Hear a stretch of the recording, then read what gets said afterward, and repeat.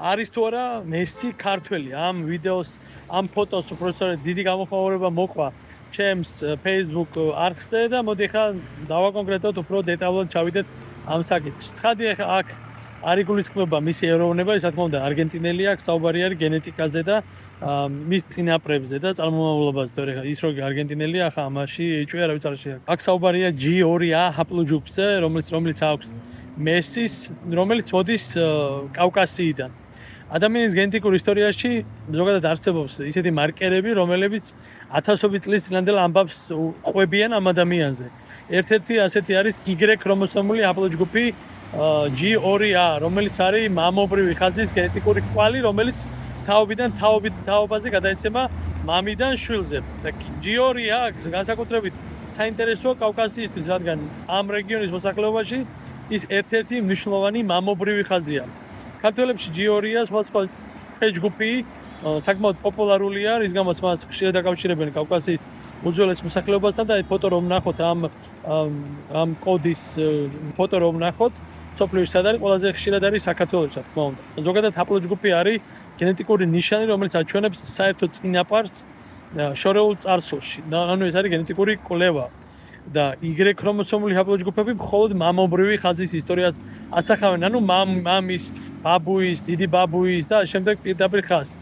ეს არ ნიშნავს ხათი ეხება რომ ადამიანის სრულ ეთნიკურ წარმოშობას, რადგან თითოეულ ადამიანს სხვადასხვა ათობით წინაპარი ყავს სხვადასხვა ხაზიდან და ზოგადად G2A მიეკუთვნება უფრო დიდ ჯგუფს, G ჰაპლოჯგუფს, რომელიც დაახლოებით 20-30000 წლის წინ ჩამოყალიბდა. სწორედ ევრაზიის რეგიონში და მისი პოპულარობის ერთ-ერთ მნიშვნელოვან ცენტრად ხშირად კავკასია განიხილებოდა ახლო აღმოსავლეთის მდებარე რეგიონები, მათ შორის, რა თქმა უნდა, უმთავრესად საქართველო.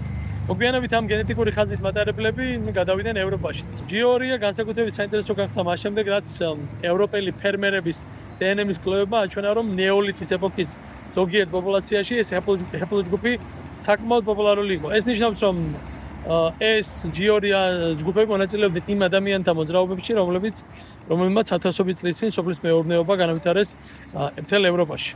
საქართველო მდებარეობს რეგიონში, რომელიც კაცობრიობის ისტორიაში ერთ-ერთი უძველესი გზაჯვარედინია, სწორედ კავკასია აკავშირებს ევროპას, აზიას, ახლო აღმოსავლეთს და ქართველთა პოპულაციებში G2A მაღალი სიხშირე მკვლევართა ინტერესს, სწორედ ამიტომ იწვევს, რომ ის შეიძლება უკავშირდებოდეს კავკასიის ძველ მოსახლეობას და რეგიონში ათწლეულობის განმავლობაში მიმდინარე გენეტიკურ პროცესებს. თუმცა ხა მნიშვნელოვანია, რომ G2A არ არის მხოლოდ ქართული ჰაპლოჯგუფი, სხვადასხვა ხალხებშიც გვხვდება, მათ შორის ევროპის და აღმოსავლეთის მოსახლეობაში, მათ შორის ესპანელებში და ამავდროულად. რა თქმა უნდა, ცხადია გვხვდება ქართველთა გენეტიკურ მეზობლებში, რომლებიც არიან ცხადია ევროპაში ბასკები და ამავდროულად. და მაინც და მაინც G2A ქართულ წარმოშობას არ ნიშნავს, იმის მიუხედავად, რომ ხშირად სწორედ ქართველებს აქვს ყველაზე ხშირად ეს კოდი.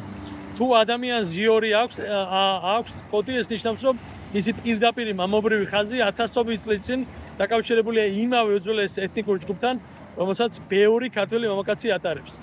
ანუ მართალია ეს ჰაპლოჯგუფი ვერ განსაზღვრავს ადამიანთა ეროვნებას, მაგრამ ვისაც ეს ჰაპლოჯგუფი აქვს, ის ძალიან დაკავშირებულია ქართველ ერთან.